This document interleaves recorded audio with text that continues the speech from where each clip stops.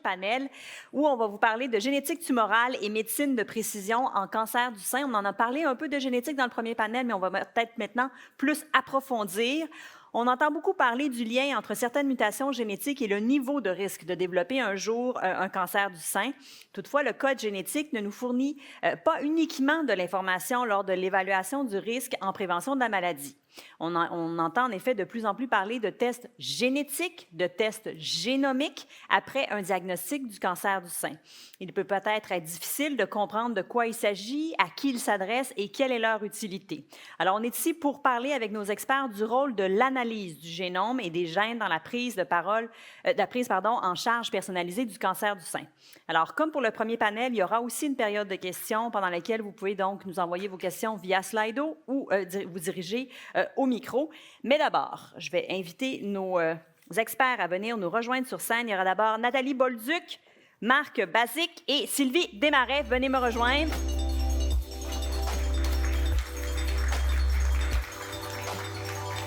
Bonjour.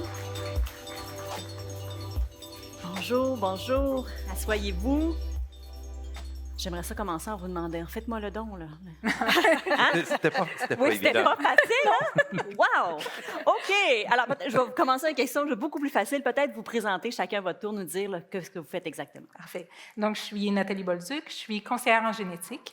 J'ai travaillé pendant plusieurs années au système public. Je suis présentement chargée de projet au groupe McPick-Serrois en recherche clinique de cancer du sein et je suis consultante à la Fondation Cancer du sein du Québec. Quand il y a des questions génétiques, c'est à moi que c'est adressé. Donc, je suis votre ressource génétique. Moi, je suis Marc Bazic, je suis chirurgien de cancer du sein à l'hôpital général juif. Je m'occupe aussi beaucoup de recherche clinique et de base fondamentale dans un laboratoire. Et je suis très excité par certaines données de recherche dernièrement, surtout avec les biopsies liquides dont on va parler. Sylvie? Bonjour, je suis Sylvie Desmarais, je suis patiente partenaire. Je suis très contente d'être ici aujourd'hui. Est-ce que je débute avec... Ben oui, peut-être, ça pourrait être intéressant d'avoir ton témoignage, ton parcours à toi. Effectivement.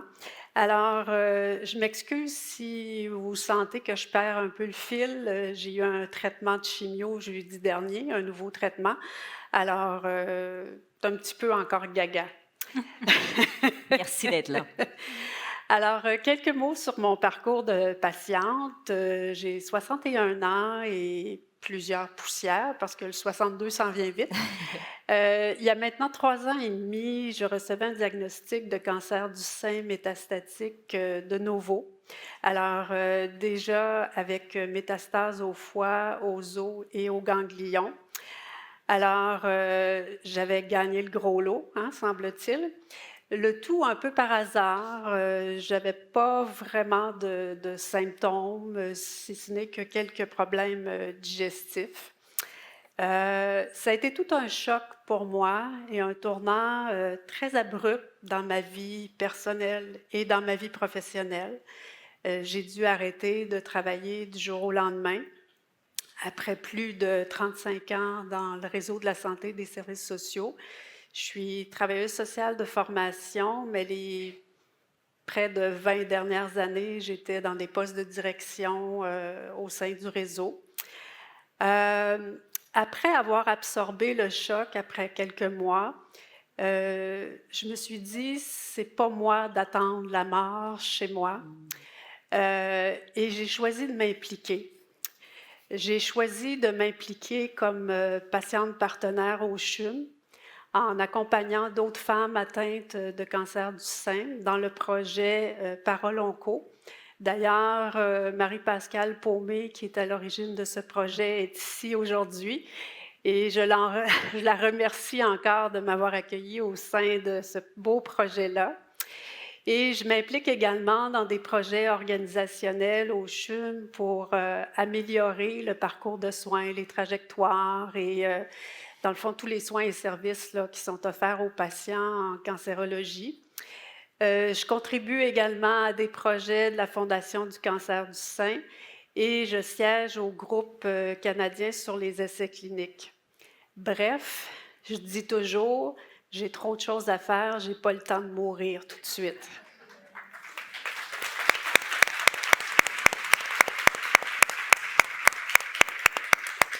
Mon premier traitement qui a duré 1 an et demi a été la chimio intraveineuse Taxol, pour lequel j'ai eu 60 traitements. J'ai pas eu trop d'effets secondaires. 3 semaines sur 4, je disais que je m'en allais au spa du CHUM chercher mon petit cocktail avec la belle vue du 15e étage. Après avoir débuté mes traitements, j'ai demandé à mon oncologue de passer les tests génétiques parce que il n'y avait pas de signe évident dans ma famille, mais j'avais lu, parce que je lis beaucoup, j'avais lu que la découverte de gènes, notamment BRCA, dont on a entendu parler ce matin, pouvait amener des changements dans le choix des traitements pour moi. Alors, mon oncologue a acquiescé à ma demande et finalement, les résultats ont démontré que je n'étais pas porteuse de gènes héréditaires de ce type-là. Et à la suite d'une progression, après 1 an et demi sur le Taxol, on a tenté la combinaison d'inhibiteurs CDK4/6 et de l'hormonothérapie, qui malheureusement n'a pas fonctionné pour moi. Une autre progression est arrivée. Et ce matin, Dr Charpentier et Dr Assela parlaient justement là, des inhibiteurs, mais pour moi, c'est pas un traitement qui fonctionne. Puis à ce moment-là, j'avais lu, encore une fois, sur les possibles analyses moléculaires des tumeurs et j'ai signifié mon grand intérêt à mon oncologue. Il faut dire que quand j'arrive à mes rendez-vous, je suis bien préparée et ma liste de questions est longue. Il a fallu s'apprivoiser au fur et à mesure de nos fréquentations et maintenant, il en rit puis il me dit toujours « Bon, Madame Desmarais, c'est quoi votre liste de questions aujourd'hui? » Alors, comme je devais changer de traitement à cause de la progression, il m'a proposé un protocole de recherche pour lequel je me qualifiais et pour lequel il y avait j'avais accès à une analyse moléculaire de ma tumeur. Alors, j'étais partante à 100% pour ça. Malheureusement, le protocole de recherche n'a pas fonctionné pour moi, mais l'analyse moléculaire a permis d'identifier certaines mutations dont on parlera un peu plus tard, et certaines d'entre elles pouvaient expliquer ma résistance au CDK4/6 et à l'hormonothérapie. Alors, même si je ne suis pas une experte, je dois vous dire que j'ai lu ce rapport-là avec beaucoup, beaucoup d'intérêt. Et le prochain rendez-vous avec l'oncologue, bien, ma liste de questions était juste encore plus grande. J'ai également été chercher une seconde opinion pour la suite de mes traitements à ce moment-là. Puis on parlait ce matin de l'importance du lien avec notre oncologue et tout ça. Et pour moi, ce n'était pas un bris de confiance, mais j'avais besoin d'aller valider ailleurs et mon oncologue a été très ouvert à ça. Alors, j'ai pu aller chercher dans un autre milieu hospitalier une deuxième consultation, une deuxième opinion qui m'a apaisée, qui m'a rassurée et qui m'a donné aussi la confiance pour continuer dans les traitements. Alors, à ce moment-là, je suis retournée en chimio intraveineuse appelée FEC pour 6 mois. Celle-là, disons qu'elle a été un petit peu plus difficile. Le cocktail y passait moins bien.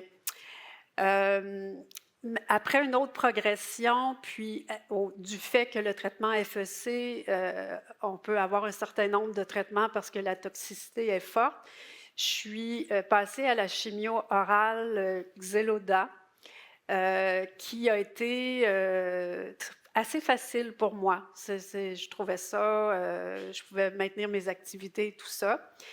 Malheureusement, à la mi-avril dernier, mes scans ont montré qu'il y avait toujours une stabilité des métastases aux os et aux ganglions, mais une progression des métastases au foie. Alors, me revoilà dans les montagnes russes du cancer et que certaines d'entre vous connaissez très, très bien.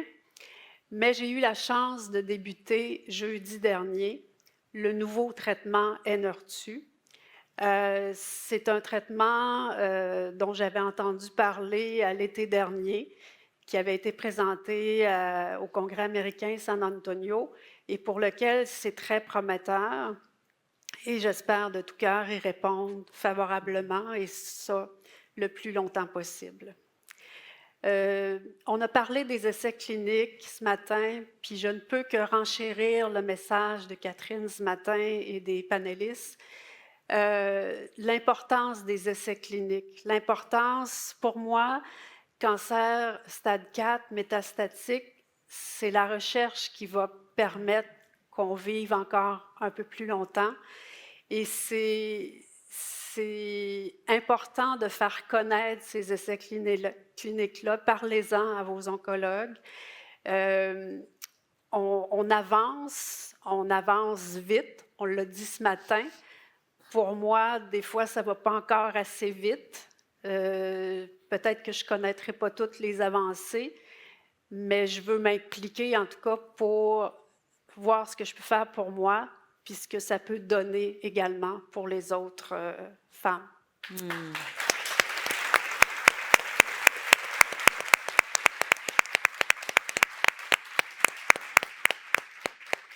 Merci. Merci beaucoup. Alors, si j'ai bien compris, Sylvie, vous avez passé différents tests, là, à la fois génétiques et génomiques. On pourrait tout d'abord commencer avec ça, Mme Bolduc. Peut-être nous expliquer vraiment la différence entre les deux. Oui, donc vous en avez entendu parler ce matin. Donc, la génétique, c'est vraiment votre bagage qui est là depuis votre conception jusqu'à votre mort. Donc, on peut faire des tests génétiques à n'importe quel moment dans votre vie. Quand on parle des gènes BRCA, vous en avez entendu parler ce matin, on peut le faire au moment d'un diagnostic parce que vous avez des antécédents familiaux. Ça peut être important parce que ça peut changer certains traitements et ça peut changer des décisions chirurgicales aussi. Et ça peut changer aussi votre suivi parce que ces gènes-là, malheureusement, sont associés au cancer du sein, mais ils peuvent être associés avec d'autres types de cancers. Donc, des fois, il y a des suivis de plus à faire. On peut faire les tests génétiques, comme je disais, en prévention aussi, quand on a des antécédents familiaux.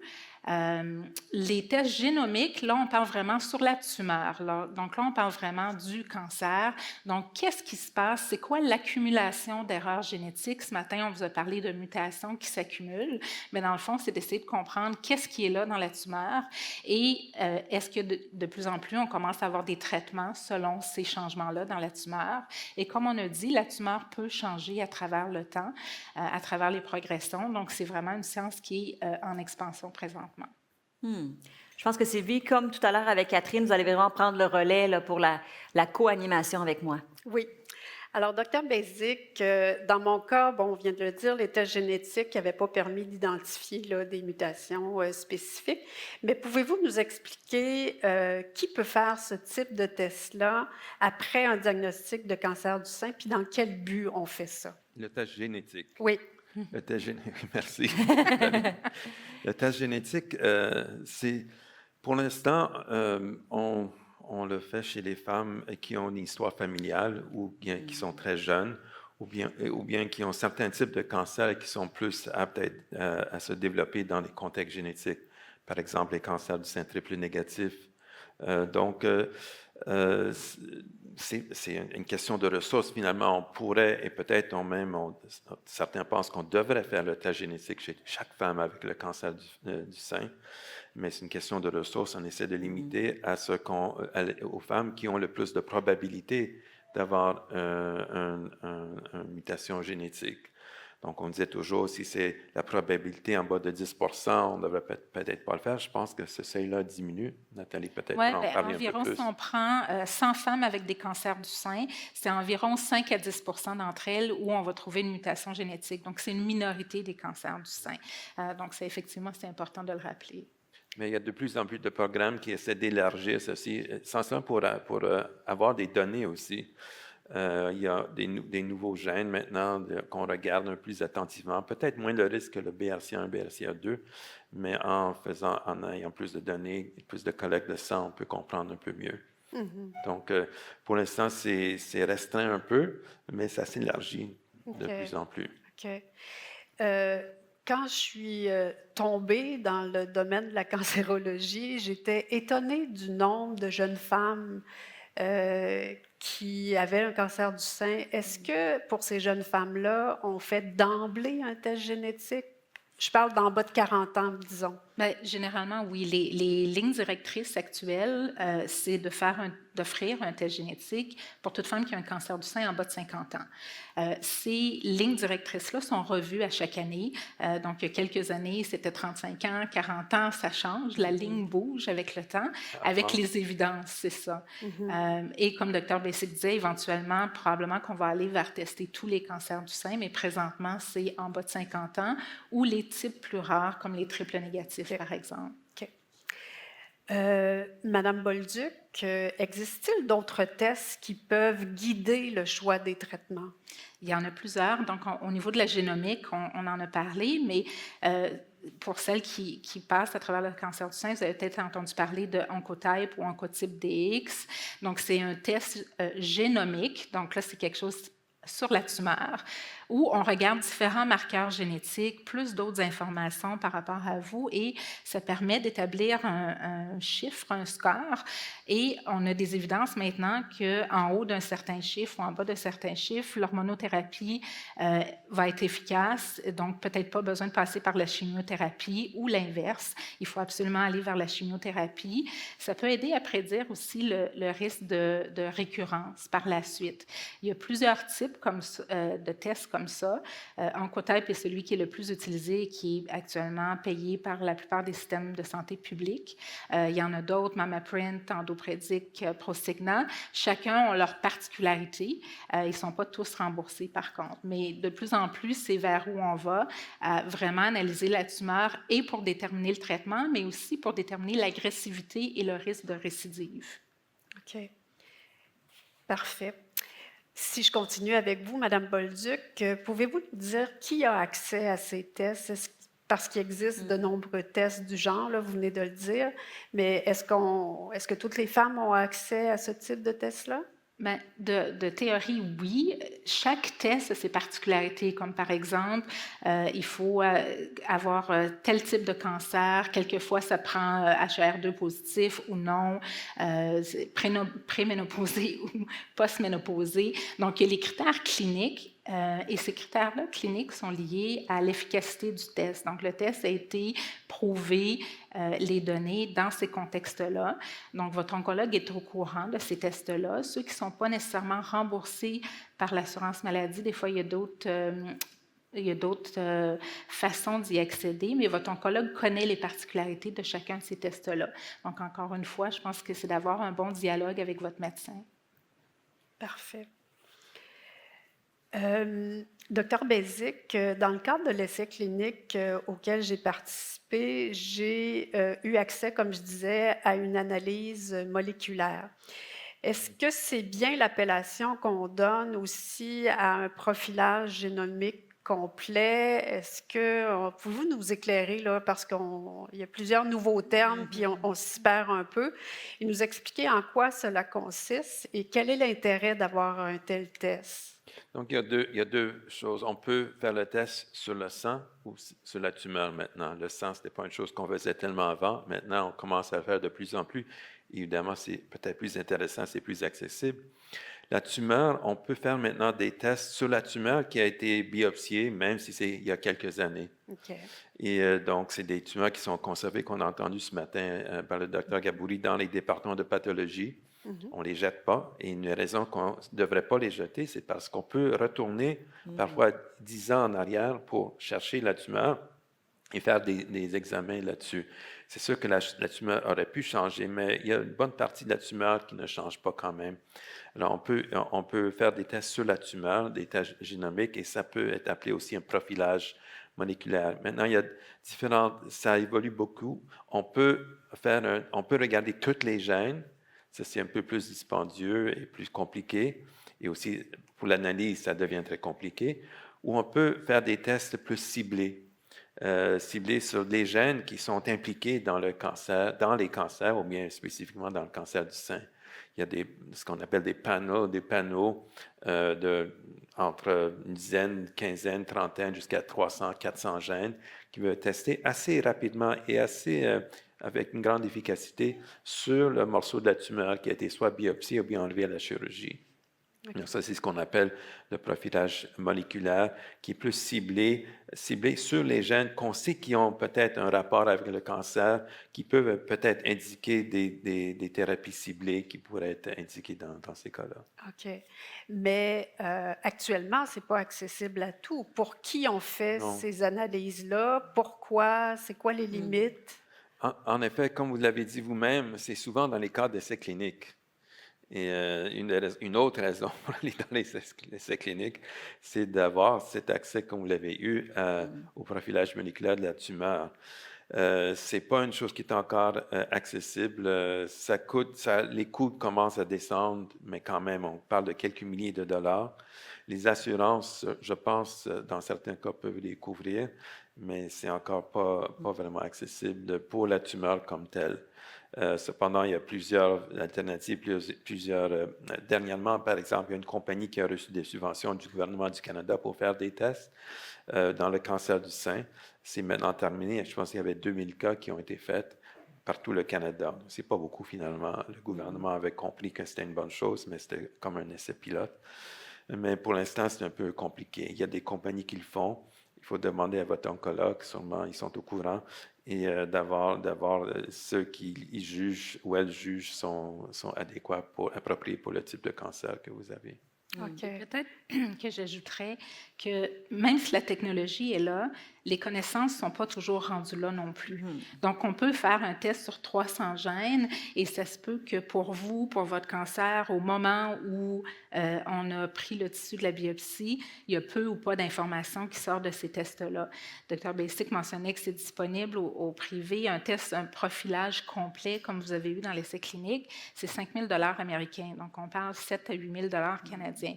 Ce n'est pas accessible, mais en plus, ça se peut que ça donne aucune information pertinente. Ça peut aider, mais on ne connaît pas tout encore. C'est vraiment des connaissances en évolution. Donc, c'est là, encore une fois, comme Dr. Basic disait, d'en parler avec votre oncologue qui connaît bien où vous en êtes dans la maladie. Est-ce que c'est quelque chose qui peut vous apporter plus? Parce que souvent ces tests-là, ils regardent les mutations.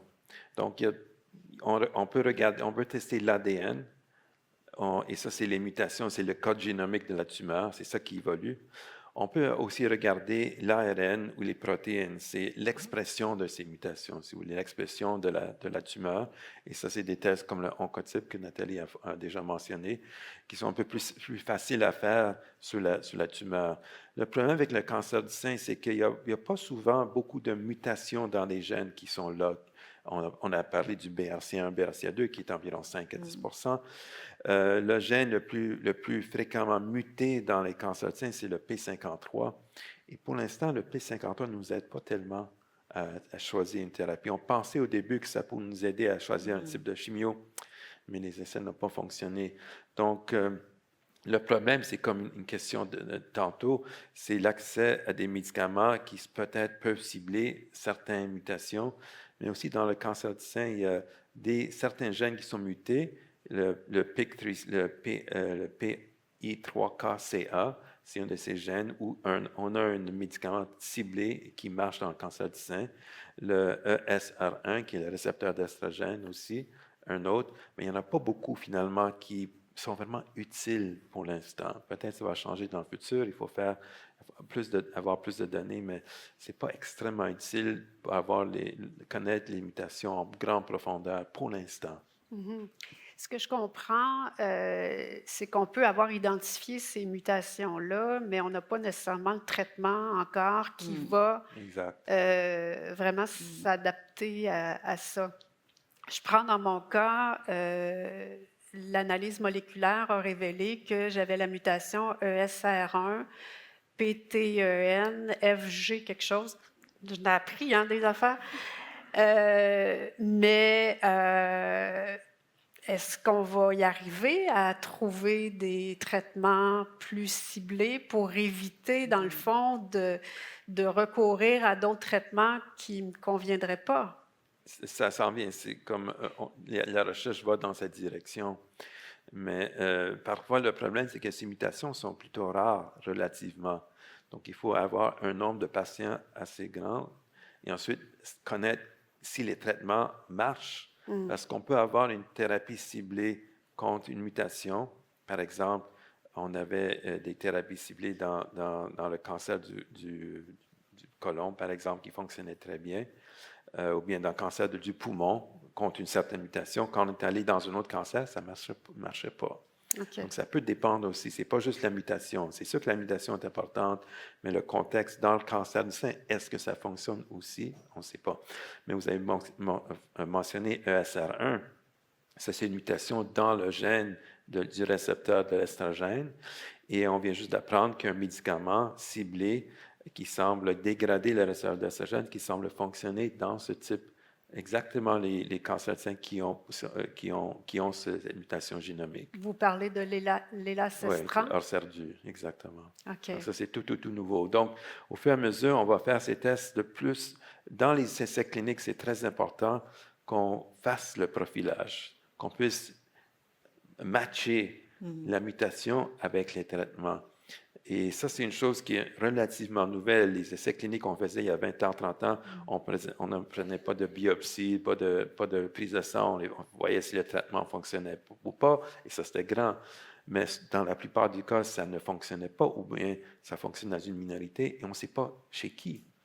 La chimiothérapie, exemple parfait, ça fonctionne. Mais la vérité est que ça fonctionne seulement dans 10% des cas. Mais qui sont ces 10%? On ne sait pas. C'est ça, je dirais que ça va main dans la main, en fait. C'est que de plus en plus, effectivement, les essais cliniques vont amener plus de profilage génomique, de biopsie liquide, donc une autre façon de regarder à ce qui se passe dans la tumeur, de la biopsie de la tumeur physique aussi, en combinant tout ça avec des essais pour des molécules, pour des médicaments. Donc, on avance des deux côtés. On apprend à connaître de plus en plus les types de cancer du sein et ça nous permet d'ouvrir des portes vers quel type de traitement pourrait s'appliquer et l'inverse. OK. Docteur Bézic, justement, la biopsie liquide, pouvez-vous nous dire un peu plus comment ça fonctionne? Bien, pour des raisons qu'on comprend plus ou moins finalement, toutes les cellules lâchent un peu leur code génomique dans le sang. Très, très peu. Quand il y a un turnover, comme on dit, quand elles meurent, elles relâchent un peu. Et les cellules tumorales font la même chose, puisque souvent les cellules tumorales poussent un peu plus vite, donc ils relâchent un peu plus d'ADN dans le sang. Et ça, c'est ce qui est intéressant, c'est que l'ADN du cancer est vraiment spécifique. L'ADN, c'est comme si on avait... c'est comme une cellule qui évoluait beaucoup plus rapidement. On pense à l'évolution. L'évolution, c'est des mutations. Éventuellement, on commence d'une bactérie, on arrive à l'être humain. Beaucoup d'évolutions, de mutations. Le cancer, il fait la même chose, mais beaucoup plus rapidement. Il n'attend pas des milliards d'années. Il le fait en quelques années. Il pousse vite et il fait des mutations. Il a une capacité de se muter, de s'adapter très, très, très rapide. Donc, pour cette raison, si on fait l'analyse génomique, l'ADN, le code génomique du cancer, il est différent. Chaque cancer a son code génomique à lui, à cette tumeur-là.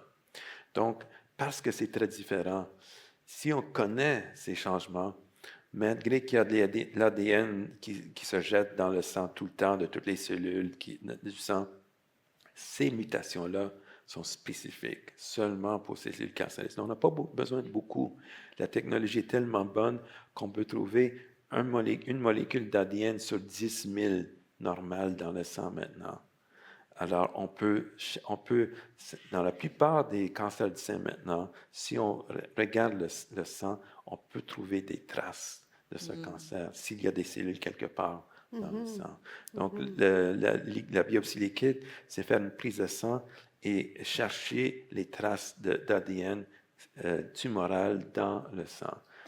Donc, c'est comme trouver une aiguille dans Botte de foin. Oui. de foin. Mais on est capable maintenant de le trouver parce qu'on a la technologie pour le trouver. OK. Peut-être que j'ajouterais, c'est utilisé beaucoup plus en cancer du poumon. En cancer du sein, on y arrive. Il y a encore des questions pour lesquelles on n'est pas capable de répondre. Mais si je prends l'exemple en poumon, c'est que présentement, on peut l'utiliser dans certains cas pour voir l'agressivité, pour voir la récidive et changer la thérapie sans avoir à faire une biopsie physique qui, des fois, n'est pas accessible ou c'est plus dangereux d'aller biopsier physiquement. Donc, on peut ajouter de cette façon-là. Donc, l'idée de la biopsie liquide, c'est d'avoir une façon facile, parce que c'est une prise de sang, de pouvoir comprendre la tumeur, cibler les traitements, voir si ça revient, voir l'agressivité. Donc, ça va être un outil fantastique, mais qui est encore au début. Et particulièrement, cancer du sein, il y a beaucoup de recherches qui se fait, mais on avance là, vers ça. Donc, ça va être un bel outil. Est-ce qu'on pourrait même dire que c'est un outil de suivi qui va aider à détecter plus rapidement la récidive ou la phase métastatique? Oui, c'est fait pour d'autres cancers, ce serait l'idée aussi. C'est certain que malgré la technologie qui est fantastique, on peut déterminer des petits morceaux d'ADN de tumeur parmi tout le sang. Il y a une limite physiologique ou biologique. Dr. Bessic et moi, on en parlait tout à l'heure, c'est qu'une toute petite tumeur va donner un tout petit peu d'ADN en circulation. Donc, ça peut être plus difficile à détecter. Donc, il pourrait y avoir une récidive qu'on ne trouve pas encore parce que c'est trop petit. Je ne pense pas que la biopsie liquide va remplacer les autres biopsies ou les résonances ou les PET scans, mais l'idée, c'est que ça va être un outil de plus pour complémenter puis aller plus rapidement. Et moins agressif. Oui. On va passer bientôt à la période de questions. Donc, si vous voulez vous diriger peut-être au micro, sinon on en a eu par Slido. Est-ce que Sylvie, vous aviez une autre question à nous poser? On va directement à celle-là. On peut aller à Parfait. celle-là. Alors, si j'ai bien compris, seulement 10 des cancers du sein sont génétiques. J'ai testé négative pour BRCA, mais j'ai 3 filles. Est-ce que je dois m'inquiéter pour elles? C'est une très bonne question. La réponse va être à 2 volets. Si vous avez testé négative pour BRCA, vos filles ne sont pas à risque d'avoir le BRCA parce que vos 2 enfin, on a 2 copies de chaque gène, donc vos 2 copies fonctionnent. La deuxième partie, c'est si vous avez des antécédents familiaux où c'est important de vérifier avec votre médecin quel test a été fait. On peut tester quelques gènes BRCA. Si c'était dans le cadre pour avoir accès à un traitement particulier, ça se peut que ce soit seulement ces 2-là qui aient été testés. Si vous avez des antécédents familiaux, il y a une dizaine d'autres gènes qui peuvent être associés au cancer du sein de façon héréditaire. Il y a PALB2, CHEK2, CDH1, il y en a plein, ils ont tous des noms comme ça. Donc, l'idée, c'est que s'il y a des antécédents, c'est de voir sur quoi vous avez été testé. Si vous avez été testé pour 20 gènes et qui sont tous négatifs, vous pouvez être rassuré. C'est jamais un risque de 0, mais effectivement, tous ces gènes-là, s'ils étaient normaux, vous allez transmettre la copie normale à vos filles aussi. On a une question au micro. Allez-y, madame. À propos de la biopsie liquide, ou enfin les marqueurs sanguins, est-ce que c'est disponible actuellement pour surveiller les récidives? Parce que moi, mon médecin m'a dit qu'il n'y avait pas de marqueurs sanguins disponibles. C'est disponible commercialement, en privé, mais le problème est que ça n'a pas été encore prouvé comme étant utile. Qu'est-ce que je veux dire par utile? Ce n'est pas assez de savoir qu'il y a peut-être quelque part qui se cache des cellules de cancer dans votre corps. Qu'est-ce qu'on va faire avec ça, avec cette connaissance? Si on ne peut pas faire quelque chose avec ça, c'est peut-être moins utile. De 1, de 2, peut-être votre système immunitaire va se débarrasser de ces cellules-là tout seul. Donc, il y a encore, on est capable les tests sont rendus, les essais cliniques sont en cours, disons, pour dire, et je pense que dans quelques années, pas longtemps peut-être, on va être capable de prédire de monitoriser pour la récidive avec la biopsie liquide. Les tests, pour l'instant, semblent dire qu'on peut la trouver, la récidive, 1 an avant le CT scan, plus ou moins. Donc, c'est fort. Ça s'en vient. C'est beaucoup en recherche, mais présentement en sein. C'est en recherche parce qu'il y a plusieurs types de tests de comment le faire. Donc, s'il y a une recherche qui peut se faire, si vous pouvez entrer dans un protocole de recherche, ça serait bien. Certains tests sont disponibles maintenant commercialement au Canada depuis 1 mois ou 2. Mais encore une fois, les cliniciens, les oncologues ne sont pas encore sûrs quoi faire avec ces informations parce qu'on ne sait pas vraiment, est-ce que ça change quelque chose? Qu'est-ce qu'on peut faire pour ça? Avec ça. Donc, rester patient et s'informer. Absolument, absolument. On a aussi notre question considérant l'adaptabilité, évolution des cancers, l'évolution des thérapies contribue-t-elle aussi à les rendre plus résistants génétiquement? Bravo. Super question. Oui, vous avez compris exactement. En effet, les mutations ESR1 dans les récepteurs de l'hormone, vient à cause, en grande partie, des thérapies. C'est les thérapies qui sélectionnent, qui tuent les cellules qui n'ont pas cette mutation, mais les cellules qui ont cette mutation surgissent et commencent à dominer ces évolutions. Et c'est favorisé effectivement, comme la question dit, à cause des thérapies. Donc, oui, les thérapies, évidemment, c'est bon, mais le cancer il évolue. Il est très intelligent. Il peut s'adapter souvent à ces thérapies. Un nouveau clone va surgir qui répondra plus à la thérapie originale. C'est ça son problème. C'est qu'il faut le tuer autant que possible. Si on ne tue pas tout, il y a quelques cellules qui peuvent dormir à un certain moment qui vont surgir. Qui vont venir après. Parfait. Ensuite, est-ce que l'ablation mammaire peut être un moyen d'éviter le cancer du sein pour une personne à risque? Dans le cas d'une personne chez laquelle on a identifié une mutation génétique qui la prédispose au cancer du sein, dépendamment du gène, certains gènes ont vraiment des très hauts risques de cancer du sein, donc la mastectomie, donc l'ablation des seins, fait partie des options de réduction de risque, effectivement. C'est couvert par le système de santé, c'est reconnu. Il y a des gènes pour lesquels le risque de cancer du sein est élevé, mais peut-être pas assez pour aller d'emblée vers cette option-là. De plus en plus, dans les recommandations internationales, c'est selon les antécédents familiaux, la situation de la personne, ça peut être discuté. Donc, il y a une ouverture vers ça aussi. Si vous avez des questions de plus là-dessus, je vous invite sur le site de la Fondation Cancer du sein. On a développé une série de capsules éducatives au niveau de la génétique et il y a une série de témoignages aussi de gens qui ont des facteurs héréditaires, qui ont choisi soit les suivis, soit les réductions de risque par chirurgie.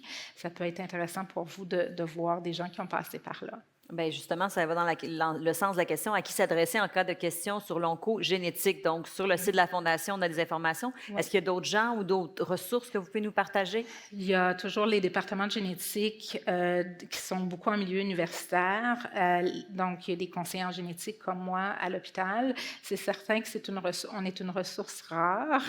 On est environ 70 au Québec. On est environ 500 au Canada. Donc, il y a des listes d'attente, mais c'est selon les critères d'urgence. Mais oui, à cet endroit-là. Puis je vous dirais que de plus en plus, parce que la génétique fait tellement partie de ce qui se passe en cancer, vos oncologues sont de plus en plus au courant aussi. Mais si vous voulez, vraiment, c'est les conseillers en génétique, les départements de génétique. Parfait. Peut-être, Sylvie, en terminant, là, vous nous avez parlé tout à l'heure rapidement de l'élacestrane. Est-ce qu'on veut en parler un peu plus là, de ce médicament-là? Docteur Bézic. Il vient d'être approuvé par le FDA américain. Oui. Pas encore au Canada. OK. C'est une pilule qu'on prend. Ça dégrade le récepteur d'estrogène et ça semble fonctionner plus chez les patientes qui sont porteuses de mutations du récepteur lui-même, de SR1. Donc, les données sont intéressantes et on espère que bientôt ça va être disponible au Canada. Je ne sais pas quand. Parfait. Je vois qu'il y a peut-être une dernière question, Slido. Oui. Quelle est mon obligation sur la déclaration de ma mutation génétique aux assurances? Pourrais-je être refusé d'assurance sur ce... Je pense que c'est critère. Ah oui, sur ce critère. Parfait, merci. Très bonne question. En 2017, le Canada a passé une loi contre la discrimination génétique qui avait été contestée par le Québec et l'Alberta, mais la Cour suprême a rendu son jugement en 2020, si je me souviens bien. Donc, la loi, elle est en place. Donc, c'est la loi sur la non-discrimination génétique. Ce que la loi dit, là, très brièvement, c'est qu'aucune personne, incluant les assureurs, peuvent vous demander de faire un test génétique, de demander à voir votre résultat de test génétique ou d'utiliser l'information de votre test génétique pour déterminer votre éligibilité à une assurance. Donc, le résultat du test génétique, il est protégé. Cela dit, la loi a des bémols. Les assureurs vont prendre vos antécédents familiaux. Si vous venez d'une famille où il y a beaucoup de cancers du sein, de l'ovaire et tout ça, mais c'est certain que votre prime va être ajustée en fonction de ça. Les assureurs vont demander accès à vos dossiers médicaux, généralement.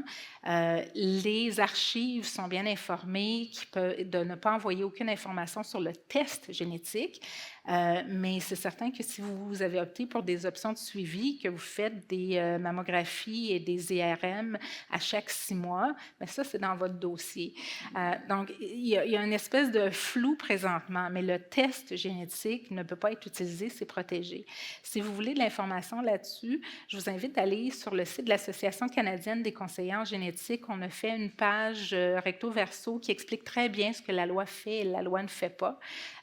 Ou vous pouvez toujours envoyer un courriel à la Fondation. Je vous enverrai le lien là, vers cette ressource-là. Donc, connaître nos droits aussi oui, là, par rapport à ça, c'est important. Donc, en cours, c'est protégé. Oui, mais... parfait. On va s'arrêter là-dessus. Sylvie, peut-être le mot de la fin? Oui, je vais revenir sur quelque chose de très important. On en a reparlé ce matin, mais je pense qu'il faut le redire. C'est comment être de bons partenaires de nos soins. Pour moi, ça a été important. Je suis peut-être dans un extrême, là. J'en conviens, mais ne pas avoir peur de poser des questions. Il n'y a pas de questions niaiseuses à poser. C'est notre vie, c'est nos soins qu'on a besoin, c'est tout le bouleversement qu'on vit. Alors, n'hésitez pas à poser des questions à votre oncologue. N'hésitez pas à être accompagné aussi par quelqu'un qui peut vous soutenir.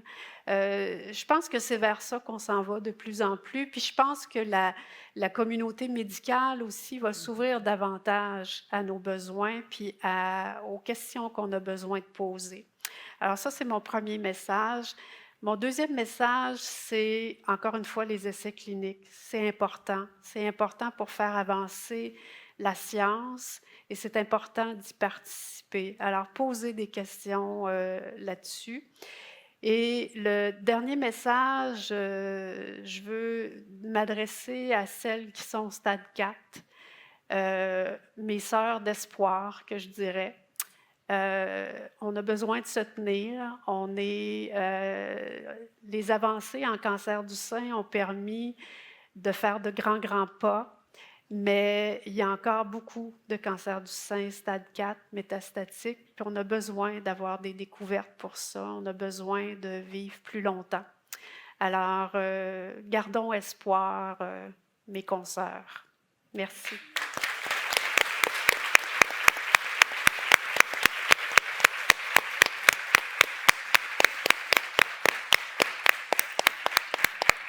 Merci beaucoup. OK, alors je vais conclure ça. Merci pour ce témoignage. C'était vraiment, vraiment très touchant. Merci aussi d'avoir participé à la co-animation. Vous posez beaucoup de questions, mais vous êtes bonne pour les poser aussi aux spécialistes. On voit que vous avez eu beaucoup d'années d'expérience. Nathalie Bolduc, Marc Bassic, merci énormément d'être venus ce matin et de partager ça avec nous. Merci.